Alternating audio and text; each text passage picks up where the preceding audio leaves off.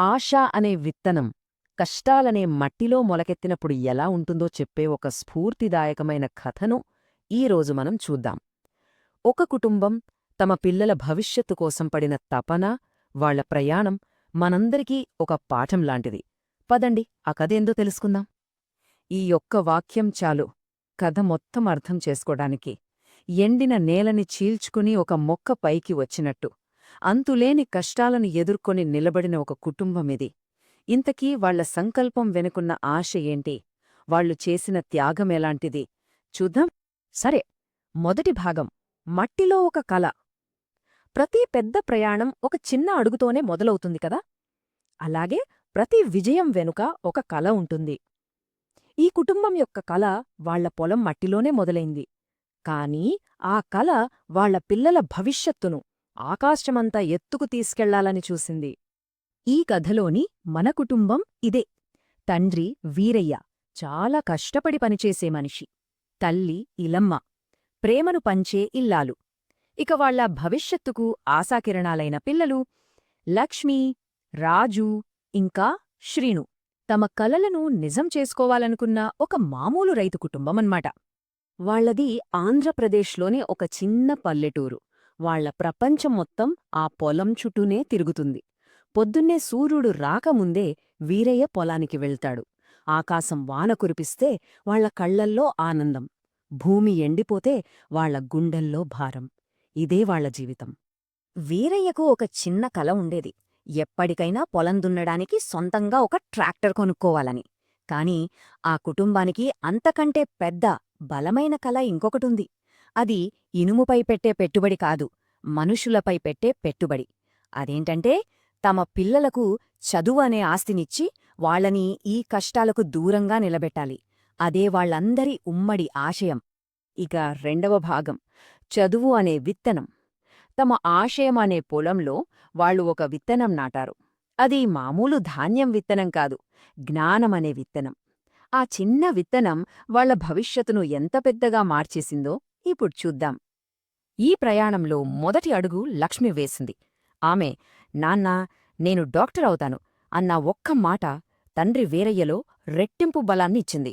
ఇక అప్పటినుంచి పగలు పొలంలో చెమతోడ్చడమే కాదు, కూతురి బస్సు ఛార్జీల కోసం రాత్రుళ్ళు కూడా పనిచేయడం మొదలుపెట్టాడు. పొలం దగ్గర తండ్రి కష్టపడుతుంటే ఇంటి దగ్గర తల్లి ఇలమ్మ మరో గురువులా మారింది.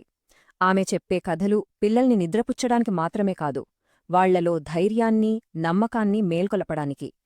ఆమె మాటలు వాళ్ల మనసుల్లో జ్ఞానబీజాలు నాటాయి. ఆమె పిల్లలకు ఎప్పుడూ చెప్పే మాట ఇది: చూడండి, చదువే మీ పొలం. దాన్ని ఎంత బాగా పండిస్తే మీ భవిష్యత్తు అంత బంగారమవుతుంది. ఈ ఒక్క మాట వాళ్ళని ఎంతగానో ప్రోత్సహించింది.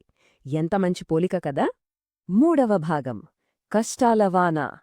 ఆశలతో వాళ్ల జీవితం మొలకెత్తుతున్న సమయంలో విధి వాళ్లమీద కష్టాల వాన కురిపించింది. ఇది మామూలు వాన కాదు, వాళ్ల సంకల్పాన్ని, ధైర్యాన్ని పరీక్షించే ఒక పెద్ద అగ్నిపరీక్ష. 2 ఏళ్లు. ఈ 2 ఏళ్ల కాలం వాళ్ల జీవితంలో ఒక పెను తుఫాన్లా వచ్చింది. వాళ్ల ఆశలను, సహనాన్ని, చివరికి వాళ్ల ఉనికినే ప్రశ్నించిన సమయమది. వరుసగా 2 ఏళ్లు కరువు. ఆకాశం వైపు చూడ్డం తప్ప ఏమీ చేయలేకపోయారు. పంటలు పండలేదు. అప్పులు మాత్రం కొండలా పెరిగిపోయాయి. వాళ్లకి జీవనాధారమైన ఆ పొలమే వాళ్లని నిరాశపరిచింది. కాని ఆ కుటుంబం విధికి తలవంచలేదు. ప్రతి కష్టానికి ఎదురు నిల్చింది. వీరయ్య రాత్రిపూట కూలీగా మారాడు. ఇలమ్మ ఇంటినుంచే ఒక చిన్న దుకాణం మొదలుపెట్టింది. చివరికి పిల్లల ఫీజుల కోసం తమ జ్ఞాపకాలతో ముడిపడి ఉన్న బంగారాన్ని కూడా అమ్మేశారు.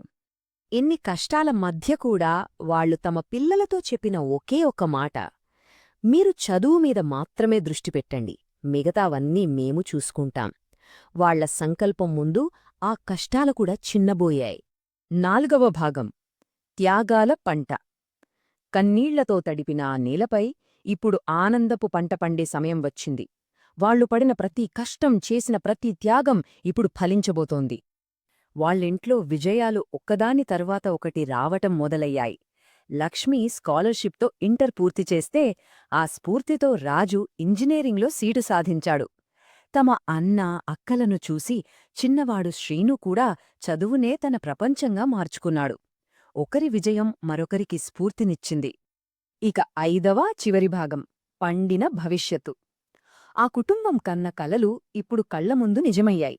వాళ్ళు నమ్మకంతో పండించిన ఆ చదువు అనే పొలం ఇప్పుడు వాళ్లకు తరగని ఫలాలందిస్తోంది.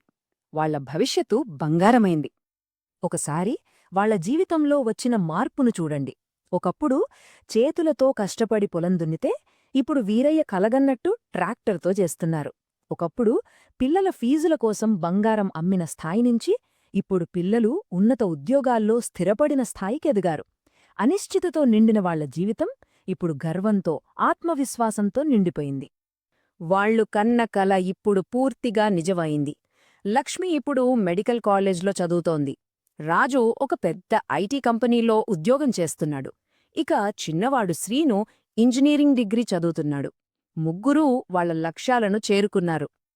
వీటన్నిటికంటే గొప్ప విషయమేంటంటే, సెలవులకు పిల్లలు ఇంటికి తిరిగి వచ్చినప్పుడు ఆ వీరయ్య, ఇలమ్మల కళ్లల్లో కనిపించే ఆనందం, దానికి వెలకట్టలేం.